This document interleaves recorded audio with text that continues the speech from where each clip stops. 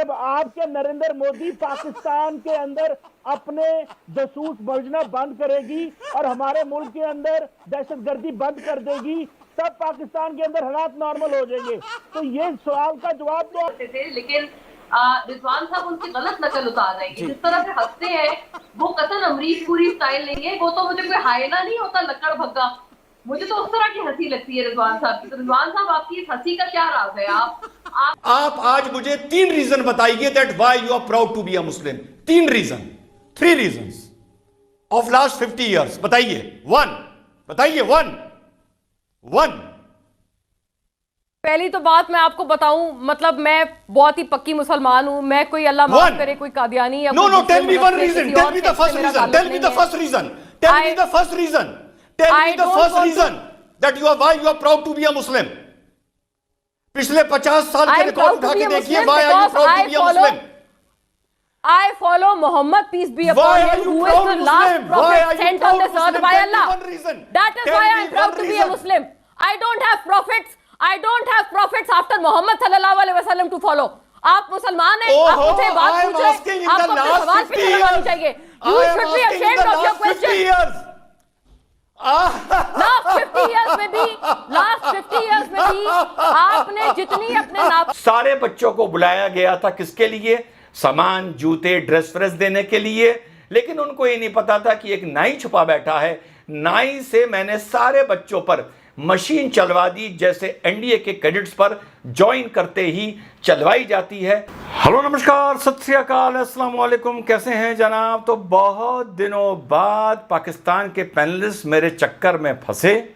यूं तो मैं पाकिस्तान के किसी गेस्ट को अपने चैनल पर इनवाइट नहीं करता हूं और इनके डिबेट्स भी अवॉइड करता हूं, क्योंकि मेरा पूर्णतः ये मानना है कि सन 71 की इतनी डिसिसिव विक्ट्री लेने के बाद अगर भारत अपना इंफ्रास्ट्रक्चर में, अपनी मिलिट्री में, अपनी मैन्युफैक्चरिंग में, अपने रिसर्च एंड डेवलपमेंट में अगर हम चाइना से कंपटीशन शुरू कर देते या उनसे तुलना अपनी करनी शुरू कर देते, तो आज भारत कहीं का कहीं होता। मेरा ये कम से कम मानना है कि पाकिस्तान से आर्मी कंपेयर करके या इंफ्रास्ट्रक्चर कंपेयर करके या सेल्फ मैन्युफैक्चरिंग कंपेयर करके भारत ने अपना नुकसान उठाया है। खैर, इस पे कभी और बात होगी। तो साहब, पाकिस्तान के पैनलिस्ट मिस्टर चीमा और मिस मोना सामने आ गए और मेरा तरीका वही है, बस कुछ सवाल पूछना। मैं दोनों को कंपेयर नहीं कर रहा हूं, लेकिन बदकिस्मती यह है कि हिंदुस्तान के पैनलिस्ट से जब सवाल पूछता हूं तो जवाब नहीं मिलता। अजीब अजीब बातें सुनने को मिलती हैं जवाब की जगह। और यही हाल आज नहीं, आज से पहले से मेरा पाकिस्तान के पैनलिस्ट के साथ चला आ रहा है। मैंने सिर्फ जब मुझ पर बोलने की बात आई, पहले तो एक बात बता दूं कि पाकिस्तान के प्राइम मिनिस्टर ने हाल की अपनी स्पीच में बोला, मैं 70 की दिहाई में और 80 की दिहाई में हिंदुस्तान जब क्रिकेट खेलता था और क्रिकेट खेल के जब पाकिस्तान आता था तो लगता था एक गरीब मुल्क से एक खुशहाल और अमीर मुल्क में आ गया हूं। सुना आपने? तो उनका यह मतलब था कि सन 80 में जब हम यहां से खेल के जाते थे तो लगता था बहुत ही अंडर डेवलप्ड कंट्री है और हम बहुत ही डेवलप्ड कंट्री में हैं। तो उसकी जो पोल खोलनी थी या उसकी जो हकीकत बतानी थी, वो मैंने डिबेट में ऐसे बताई। आज एक बड़ी बात हुई, इमरान खान ने 1980 के पाकिस्तान की बात करी। 1980 के पाकिस्तान में ऐसे कौन से चार चांद लगे हुए थे जिसका जिक्र आज इमरान खान कर रहे थे? वो कहते 1980 के पाकिस्तान में देखिए क्या होता था। जब हम भारत जाते थे तो हमें ये लगता था, जब हम भारत से वापस आते थे हमें ये ऐसा लगता था। मतलब वो तो ऐसी कहानी पूरे थे कि 1980 का पाकिस्तान न्यूयॉर्क और वॉशिंगटन डीसी के बराबर खड़ा था। जी, बहुत बढ़िया, बहुत बढ़िया। अमीश भाई, शॉर्ट में बता दूं, फिर अपनी बात रखने का मौका दीजिएगा। 1900 जो अभी चीमा भाई ने भी बोला कि हमने जंग लड़ी अफगान रशियंस के अगेंस्ट, 1980 का जो पाकिस्तान था वो सऊदी अरेबिया के पेट्रो डॉलर्स के चलते, जो सऊदी अरेबिया ईरान को न्यूट्रलाइज करना चाह रहा था ग्लोब में और अपना सुन्नी वर्ल्ड को स्ट्रांग करना चाह रहा था, 1980 का पाकिस्तान रशिया के चलते अमेरिका से टेक्नोलॉजी लेता था और सुन्नी होने के चलते सऊदीया से पेट्रो डॉलर लेता था। अपने पास कुछ नहीं था, सारी इंपोर्टेड चीजें थी। भारत खुद मैन्युफैक्चरिंग कर रहा था, ये इंपोर्ट कर रहे थे, तो ऐसा लगता था पाकिस्तान तरक्की कर रहा है। पहली बात समझे साहब, पाकिस्तान का हमेशा ये हाल था कि मुंह चिकना लगे बिरयानी खा रखी है और पेट में फाके, यानी पेट खाली। अपना इनके पास कभी कुछ नहीं था। कभी ये सऊदी अरेबिया की ज़कात पर चले हैं, कभी ये अमेरिका की टेक्नोलॉजी पर चले हैं जो रशिया को और इंडिया को काउंटर करने के लिए इनको दी जाती थी।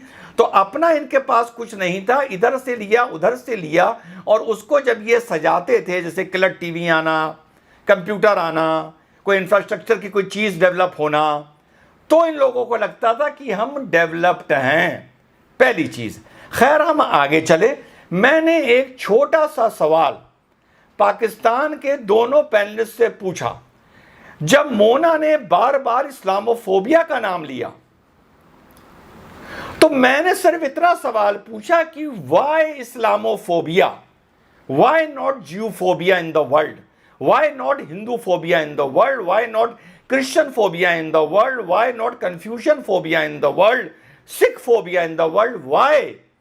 तो उसका जवाब क्या मिला आप ये देखिए। और मैं इनको हर जो ये बात इधर उधर की कर रही थी काउंटर करता जा रहा था, और एंड में आप बताइए कि इन्होंने मेरे सवाल का क्या जवाब दिया। आज गौरव भाई से मैं एक जगह सहमत नहीं हूं जो उन्होंने कहा, जो गौरव भाई ने कहा कि हमारी यहां माइनॉरिटी को गले लगाया जाता है। गौरव भाई आप गलत हो, हमारी यहां माइनॉरिटी को सर पे बिठाया जाता है। आप अपने आप को करेक्ट करो गौरव भाई, यहां पे हिंदुस्तान में माइनॉरिटी को सर पे बिठाया जाता है, पहली बात। दूसरी बात, मोना आलम जी ने कहा इस्लामोफोबिया है जी, बड़ा पैनल है, कम बोलूंगा।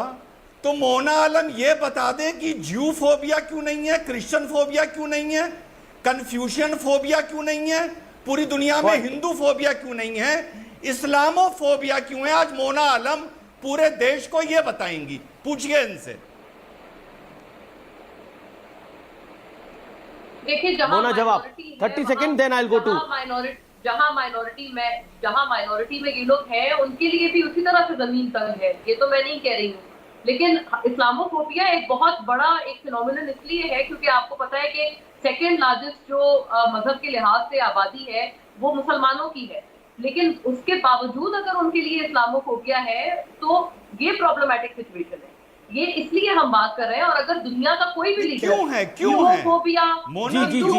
उनके लिए आवाज क्यों है? हमने ये तो नहीं कहा कि इस्लामोफोबिया गलत है, लेकिन जियोफोबिया ठीक है या हिंदूफोबिया ठीक है, नो, वो भी उतना गलत है। हम तो यही बात करते हैं। नहीं, इस्लामोफोबिया क्यों है? वाई बुरा होता है तो उसके लिए ओहो, इस्लामोफोबिया मोना आलम क्यों है? What do you think Islamophobia क्यों है? What is the reason of Islamophobia? I am asking you, why?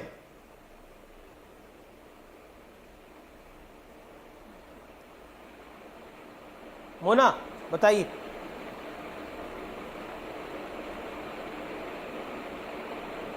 Mona Rizwan की बात का जवाब। आपकी आवाज मेरी तरफ कट गई थी, मैंने यही किया कि मैंने क्यों है, यही मैंने आपसे कहा, मैं उसका शायद जवाब दे रही थी। आई डोंट नो कि उसकी आवाज आप तक गई कि नहीं गई। मैं कह रही हूँ कि हम ये तो कह ही नहीं रहे ना कि इस्लामोफोबिया गलत है, लेकिन जियोफोबिया बहुत अच्छा है या हिंदूफोबिया बहुत अच्छा है, वो भी उतना ही गलत है। हमारी तरफ अभी आप कह रहे थे, आप तो वही तो रिजवान पूछ रहे हैं, क्यों सर पर बिठाते हैं, ये बिल्कुल गलत बात है। आप तो इस्लामोफोबिया क्यों है ये बताइए, इस्लामोफोबिया क्यों है? इस्लामोफोबिया होना क्यों है? व्हाई? नहीं, आप एक सेकंड रिजवान, आप बताएंगे जियोफोबिया क्यों है या हिंदूफोबिया क्यों है? इसलिए कि जहां पर भी माइनॉरिटी में कोई भी मजहब है उसको मार्जिनलाइज किया जा रहा है, क्योंकि इन लोगों ने नहीं, मैं बताता हूं मोना, मैं बताता हूं मोना, ज्यूफोबिया इस मारे नहीं है या क्रिश्चियन फोबिया इस मारे नहीं है क्योंकि इन्होंने कोई ऐसा काम ही नहीं किया कि ज्यूफोबिया या हिंदूफोबिया या क्रिश्चियन फोबिया हो। सीधी बात है। नहीं, ऐसी बात नहीं है। आप फिर तो आप ये कह रहे हैं, आप तो इस्लामोफोबिया को ये कहकर बढ़ावा दे रहे हैं कि क्योंकि आप एक मजहब को कोई भी अगर कोई टेररिस्ट अटैक होता है या कोई भी चीज होती है, आप उसको एक इंडिविजुअल से अटैच करते हैं, आप उसको मतलब से अटैच करते हैं, आप उसको एक इंडिविजुअल से अटैच करते हैं। ठीक है मोना मेरे को बाकी मेहमानों के पास भी जाना मोना, मजहब पर इस मारे अटैक करना मोना, पड़ता मुझे है अब्दुल साहब के पास भी जाना है। बहुत से मुस्लिम नेशंस की इंटरनेशनल थ्योरी में जिहाद है, इस मारे हमें कम्युनिटी को अटैक करना पड़ता है क्योंकि मुस्लिम नेशंस की फॉरेन पॉलिसी में जिहाद है इस मारे। फिर अफसोस की बात है रिजवान जी कि आपको शायद जिहाद का मतलब नहीं पता। जिहाद का मतलब ये थोड़ी है कि मैं अपने आप पे बम मार के अब खुद मर जाऊं और दूसरों को भी मार दूं। नो, जिहाद का तो मतलब है बदी के साथ, जो नजर आता है वो यही आता है मोना, जो नजर आता है वो यही आता है। एक्चुअली में जिहाद का क्या मतलब है लोग भूल चुके, जो नजर आता है वो यही आता है। फिर आप अगर बात ये कर रहे हैं तो वो तो फिर मिसक्रिएट्स हुए ना, आप उसको मजहब के साथ क्यों अटैच कर रहे हैं? फिर तो आप उसको इंडिविजुअल के साथ अटैच करें। वो मिसकंसेप्शन इस्लामी मुल्कों ने क्रिएट किया है, वो मिसकंसेप्शन हिंदुस्तान ने क्रिएट नहीं किया है, वो मिसकंसेप्शन पाकिस्तान ने क्रिएट किया है, अफगानिस्तान ने क्रिएट किया है, सीरिया ने क्रिएट किया है, ये मुस्लिम मुल्कों ने क्रिएट किया है। मोना, जवाब पर इन्वेड कर दिया गया।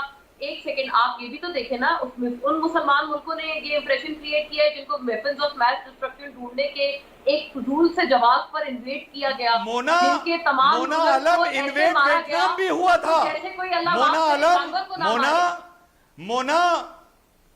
मोना इन्वेड वियतनाम भी हुआ था, लेकिन वहां टेररिज्म नहीं आया। इन्वेड वियतनाम भी हुआ था मोना, लेकिन वहां जिहाद नहीं आया। जापान पर भी एटम बम मारे गए थे, लेकिन वहां जिहाद नहीं आया। नहीं, ये बात भी आपकी गलत है, क्योंकि मैं एक सुना साथियों, अगर दुनिया में इस्लामोफोबिया है तो इसके पीछे सबसे बड़े जिम्मेदार हम हैं, जिन्होंने इस्लाम की इज्जत की। हम मुसलमानों ने जिन्होंने सुपारी ले रखी है। हमसे किसी ने नहीं कहा था कि अल्लाह अकबर कह के गले काटो, हमसे किसी ने नहीं कहा था कि जिहाद के नाम पर वेबसाइट चलाओ, हमसे किसी ने नहीं कहा था कि जब आतंकवादी संगठनों के झंडे बनाओ तो उसमें कुरान पाक की आयतें और कलमा लिखो।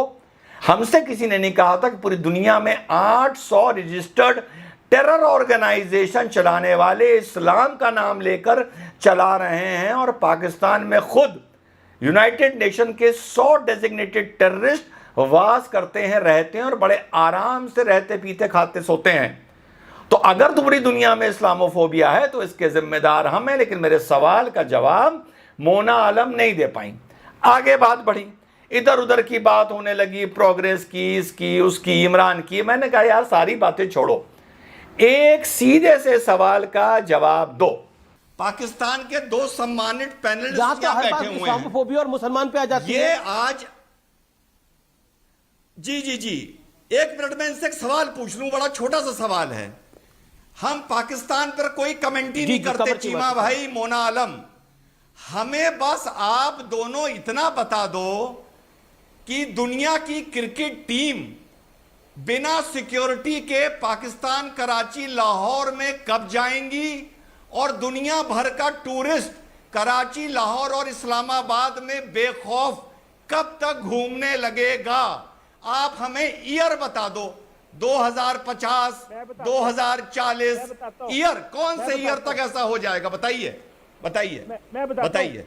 जब ठीक है आपकी रॉ पाकिस्तान में कमर चीमा जवाब देना चाह रहे हैं। कमर चीमा, जब आपकी रॉ पाकिस्तान में दहशतगर्दी बंद करवाएगी, जब कुलभूषण यादव आने बंद होंगे, जब आप दूसरे मुल्कों में हमले करने बंद करेंगे, जब आपके नरेंद्र मोदी पाकिस्तान के अंदर अपने जासूस भेजना बंद करेगी और हमारे मुल्क के अंदर दहशतगर्दी बंद कर देगी, तब पाकिस्तान के अंदर हालात नॉर्मल हो जाएंगे। तो ये सवाल का जवाब तो आप अपनी सरकार। अच्छा ये बताइए, ये जो लाल मस्जिद में धमाका कराया था, ये जो पाकिस्तान की लाल मस्जिद में धमाका कराया था, एक सेकेंड भाईजान सुन तो लो, ये जो पाकिस्तान की लाल मस्जिद में धमाका कराया था, ये किसने करा दिया था? अब बताइए, हाफिज सईद को कौन पाल रहा है? कौन पाल रहा है? मसूद अजहर को, हाफिज सईद को? जी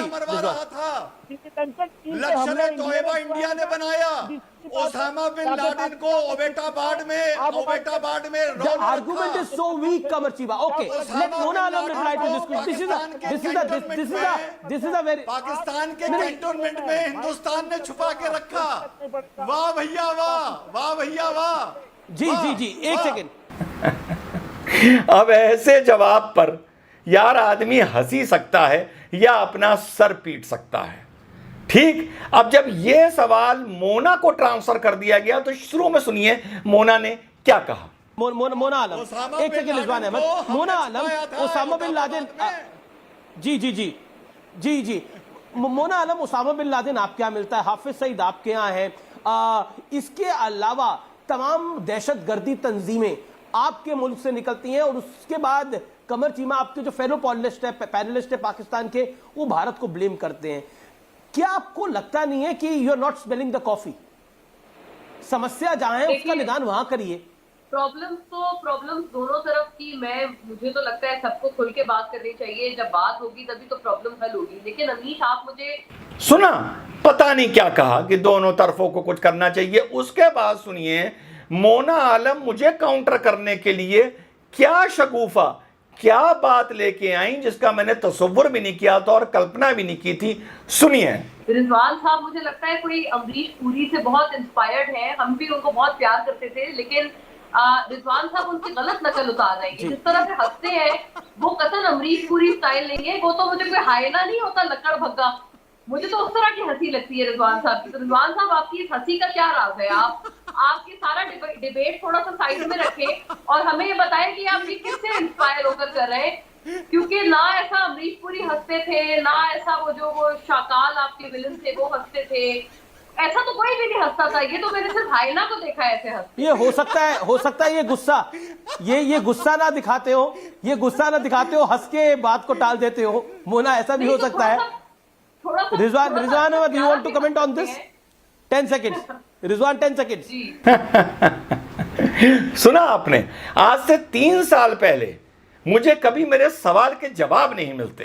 3 साल पहले मैंने मोना आलम जब बार बार proud of being a Muslim, proud of being a Muslim, proud of being a Muslim कह रही थी, तो मैंने उनसे ये एक सवाल पूछा था। देखिए उसका इन्होंने क्या जवाब दिया था। मैं तब भी हंसा था, मैं आज भी हंसा हूं। आप क्या इस सिचुएशन को इमेजिन करती हैं कि पूरा वर्ल्ड अगर पाकिस्तान को गाड़ियों के, कंप्यूटर के, सॉफ्टवेयर के, मोबाइल के स्पेयर पार्ट्स देने बंद कर दे तो you will go back to bullock cart age. I am not exaggerating. आप जो अपना मेकअप करती हैं, आप जो हेयर कलर करती हैं as a women, may be Maybelline, may it Revlon, may it be matte, may it be Cover Girl, ये भी आपका बाहर से ही आता है। ये भी आपका बाहर से ही आता है। अगर ये आना बंद हो जाए आपको सर में देसी मेहंदी लगानी पड़ेगी। मैम, आप आज मुझे 3 रीजन बताइए that why you are proud to be a Muslim.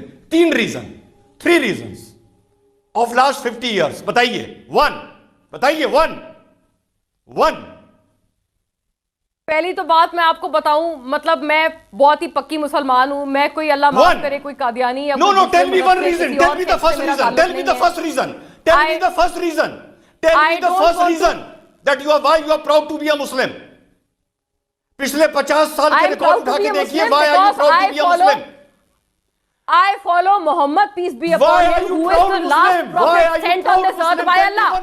That is why I am proud to be a Muslim. I don't have prophets after Muhammad sallallahu alaihi wasallam to follow. आप मुसलमान हैं, आप मुझे बात पूछे, आपको अपने सवाल पे जवाब चाहिए। You should be ashamed of your question. Last 50 years में भी आपने जितनी अपने नाप जब भी हम किसी चीज के लिए कहते हैं प्राउड, तो आपके पास उसका तर्क होना चाहिए। I am proud of the Indian army, I am proud of my democracy, but I am not proud of the corruption in India. सीधी सी बात है। I am not proud of face to face, but I am proud of mission Bharat. तो आपके लिए कोई आपके पास तर्क होना चाहिए जब आप किसी चीज के लिए प्राउड बोलते हैं, वो भी जब बार बार बोलते हैं।